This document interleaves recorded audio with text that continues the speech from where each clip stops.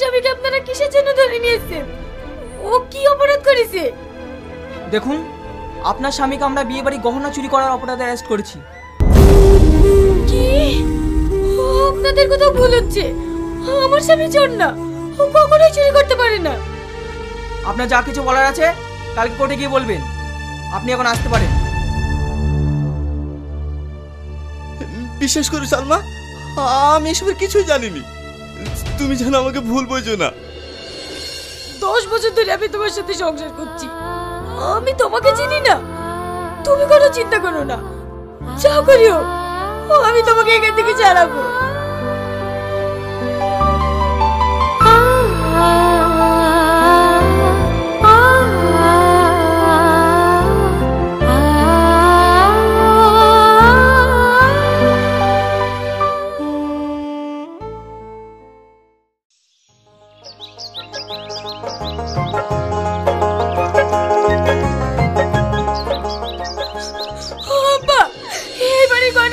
অপরাধে তোমার জামাইকে পুলিশে ধরে নিয়ে গিয়েছে। ও চুরি করতে পারে না। তুমি যা করে ওকে ছাড়িয়ে দিয়ে আসো। কে জামাই? কিসের জামাই? আমি ওকে জামাই হিসেবে মানি না, আর আমি কোনো চোরকে ছাড়াতে যাব না।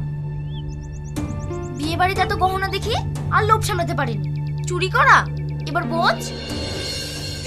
দেখ পল্লবী, ও নির্দোষ। তোদের হাত ধরছি, অনুরোধ করছি, তোর ওকে ছাড়িয়ে দিয়ে আয়। ওকে ছাড়া আমি বাঁচবো না।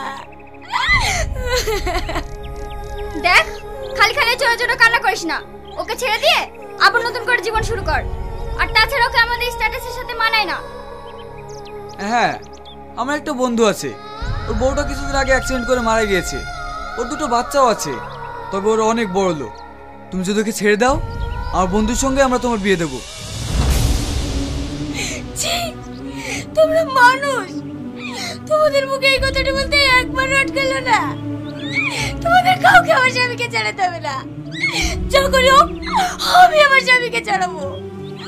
কিন্তু তোমরা একটা কথা মাথায় রেখো, তোমাদের এই জেদ আর এই আত্মহকারী তোমাদের একদিন শেষ করবে।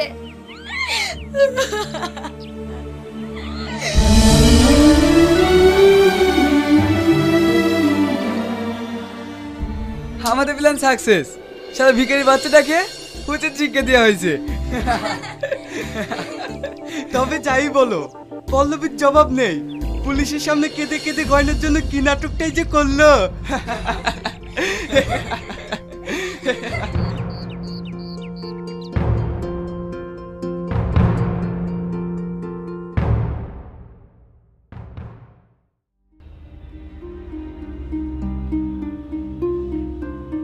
স্যার, স্যার, বিয়ে বাড়ি গয়না জামাই চুরি করেনি, আমি চুরি করেছি। কি?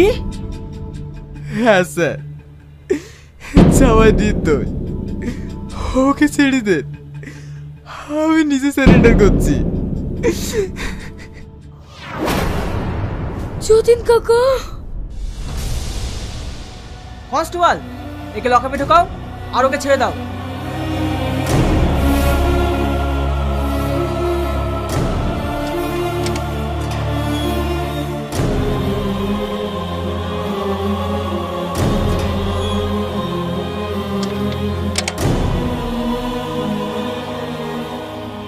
এটা তুমি কেন করলে কাকা? বিশ্বাস কর মা, সত্যি আমি গহনা চুরি করেছি। মিথ্যা কথা বলো না কাকা। আমাদের বাড়িতে তুমি 20 বছর ধরে কাজ করছো, আজ পর্যন্ত 1 টাকা এদিক ওদিক হয়নি। আর তুমি গহনা চুরি করেছো, এটা আমাকে বিশ্বাস করতে হবে। মারে, আজ তুই এতে যা কিছু ঘটেছে সব কিছুর জন্য দায়ী আমি। আমি যদি তোদেরকে নিমন্ত্রণ করে না নিয়ে আসতাম, তাহলে তোদের কিছুই হতো না। কেঁদো না কাকা, ছোটবেলা থেকে তুমি আমাকে কোলে পিঠে করে মানুষ করেছো। আমি তোমাকে নিজের বাপ হিসেবে মানি। তোমার চোখের মানে আমার সহ্য হচ্ছে না কাকা। তাহলে তুই বল, নিজে জামাইকে পুলিশে আটকে রাখবে আর আমি বাপ হিসেবে কি করে চুপ করে থাকি? যতীন কাকা,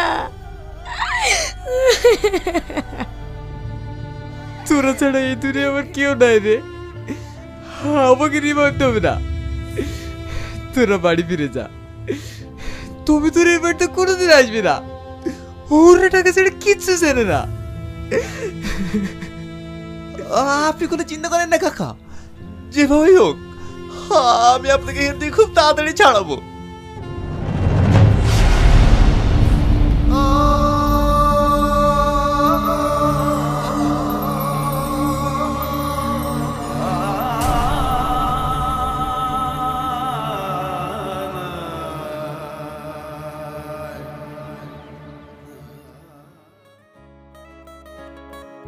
স্যার, এখানে 5টি স্যাম্পল আছে, তার মধ্যে এই স্যাম্পলটি মার্কেটে প্রচুর ডিমান্ড।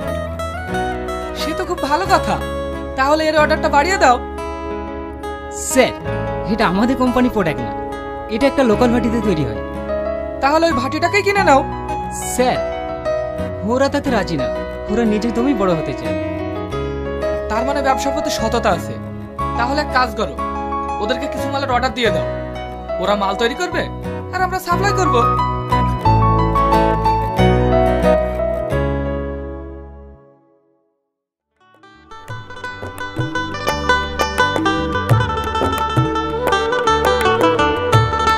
মর্চিকা স্কুলে গিয়েছে? হ্যাঁ গিয়েছে। আসতে পারি? হ্যাঁ আসুন। কিছু বলছেন? হ্যাঁ, আমরা মালের ব্যাপারে এসেছি। ও, মাল লাগবে? এই কয় প্যাকেট লাগবে বলেন? 10 প্যাকেট, 20 প্যাকেট? 10 প্যাকেট 20 প্যাকেট না, আমাদের 20,000 প্যাকেট লাগবে।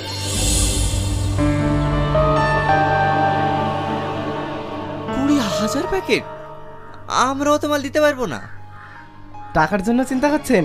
টাকা নিয়ে ভাববেন না, আমরা টাকা দিচ্ছি, আপনারা মাল তৈরি করুন আর আমাদের কোম্পানিকে সাপ্লাই দিন।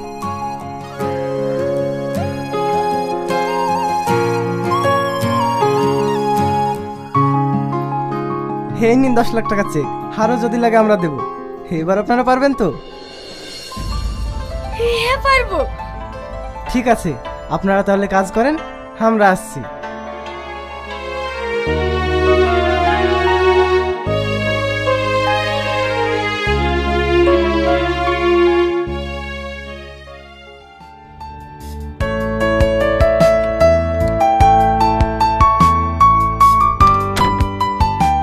Sir, import and export company আমাদের মাল নিচ্ছে না।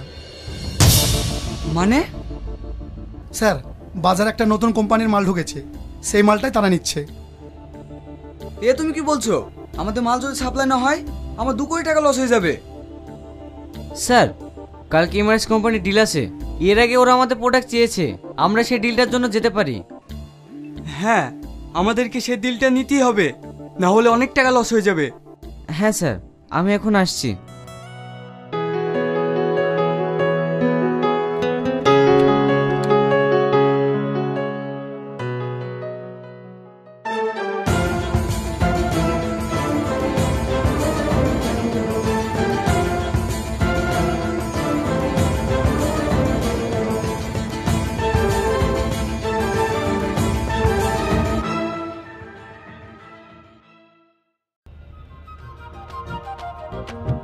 এভাবে কোথায় যাচ্ছ? এই সাজে কেউ শুভ কাজে যায়? সালমা, এই সাজটাই আমার জীবনে অনেক কিছু এনে দিয়েছে। আজ আমার 2টো টাকা হয়েছে বলে আমি আমার অতীতকে ভুলে যাব? তোমাকে এই সাজ আমি ভুলতে বলিনি, বলছি আজ এই শুভ দিনে তোমাকে আমি নিজের মতো করে সাজিয়ে দেব। এসবের কোনো দরকার নেই। তুমি আমার কথা শুনবে না? এ কি বলছো তুমি? আমি তোমার কথা শুনবো না? শুধু তুমি ছিলে বলেই আজ আমি এত দূর এগোতে পেরেছি। আমি কি বলি জানো, সুখ কোনো টাকা পয়সা ধন দৌলত দিয়ে আসে না। আসল সুখ কোথায় জানো? স্বামী স্ত্রী একে অপরের প্রতি বিশ্বাস ও তাদের গভীর ভালোবাসায়। যেমন তুমি আমার জীবন যুদ্ধের বিজয়ী এক সৈনিক। থাক, অনেক হয়েছে, ভিতরে এসো।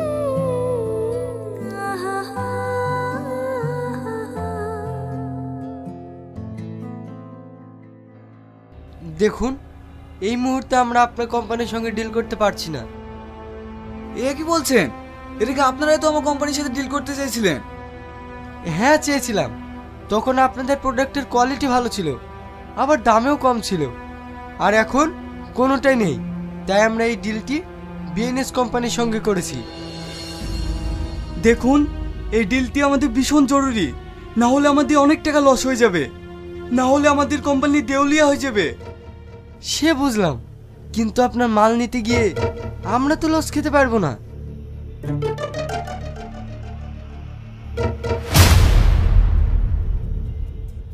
আরে টনি বাবু যে, আপনার কোম্পানির সঙ্গে এই ডিলটি করতে পেরে আমরা ভীষণ খুশি। আমিও কখনো ভাবিনি যে আপনার কোম্পানির সাথে আমি ডিল করতে পারবো। আমার প্রজেক্ট সব রেডি আছে।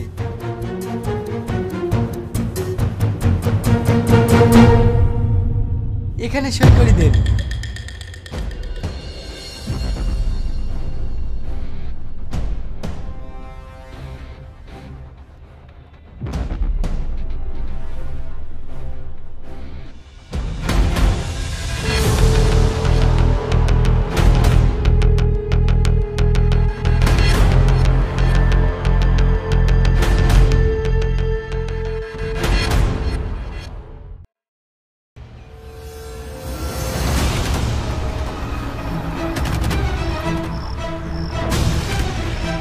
স্যার স্যার, আমাদেরকে আর কিছুদিন সময় দিন, আমরা ব্যাংকের টাকা সব পরিশোধ করে দেবো।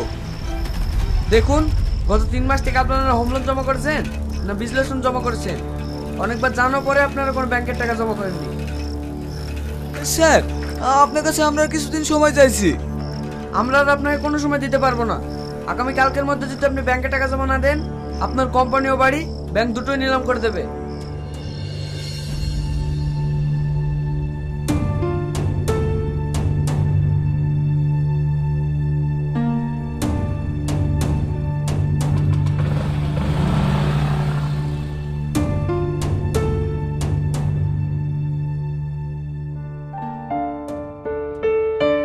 একটা খবর শুনেছো?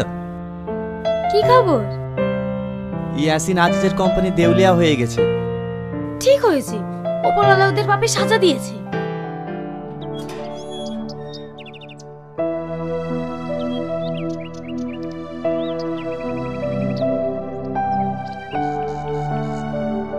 বুবু,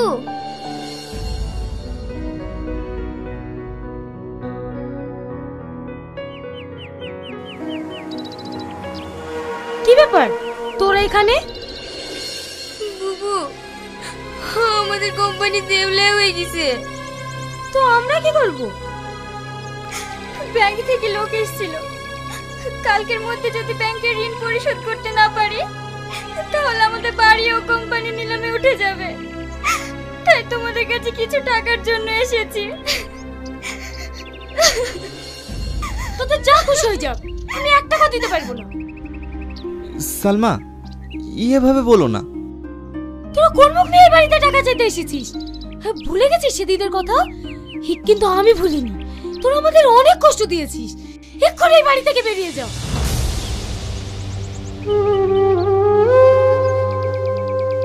দাঁড়াও, তোমাদের ব্যাংকের লোনের টাকা আমি শোধ করে দিয়েছি। আজ থেকে তোমরা ওই বাড়িতে থাকতে পারো। এই নাও বাড়ির চাবি। তবে একটা কথা মাথায় রেখো, কোনো মানুষকে দেখে অহংকার করো না। কারণ আজকে যাকে তোমরা জিরো ভাবছো, তার নসিব যদি ঠিক থাকে, উপরওয়ালা একদিন তাকে হিরো বানাতে পারে। ভাই, তুমি আমাদেরকে ক্ষমা করে দাও, আমরা অনেক ভুল করে ফেলেছি। আরে না না, তোমরা তো আমার ছোট ভাইয়ের মতো। আর হ্যাঁ, কাল থেকে তোমরা আমার কোম্পানিতে জয়েন করো। বুবু,